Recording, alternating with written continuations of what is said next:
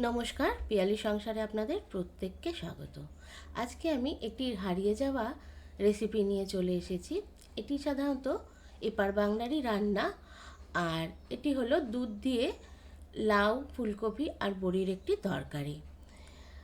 আপনারা যদি এই রান্নাটা বাড়িতে কেউ করে থাকেন, তারা অবশ্যই কমেন্টস করে জানাবেন। আর যদি কেউ কোনো দিন না করে থাকেন, তারা কিন্তু এই রান্নাটা অবশ্যই একবার চেষ্টা করবেন। খুব সহজ, খুব ভালো, খুব সুন্দর একটি রেসিপি। তাহলে শুরু করা যাক আজকের এই রান্নাটি।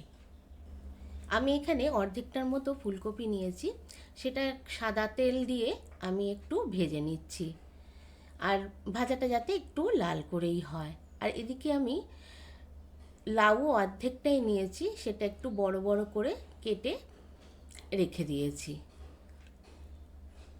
তারপর ফুলকপিটা ভাজা হয়ে গেলে আমি ওই তেলের মধ্যেই ফুলকপিটা তুলে আমি কয়েকটা বড়িও ভেজে তুলে রাখলাম।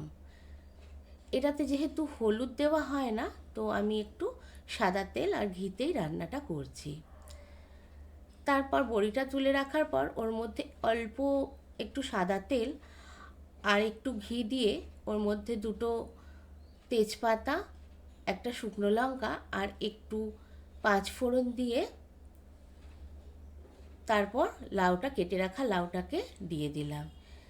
দিয়ে ভালো করে নাড়াচাড়া করে একটু লবণ দিয়ে দিলাম, দিয়ে আমি ঢেকে দিলাম যাতে সম্পূর্ণ লাউয়ের জলটা বেরিয়ে যায়।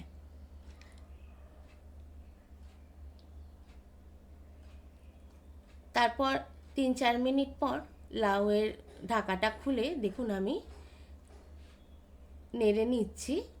আর লাউটা এই অবস্থায় একদম সেদ্ধ হবে না, একটু সফট হবে আর জলটাও মজে যাবে।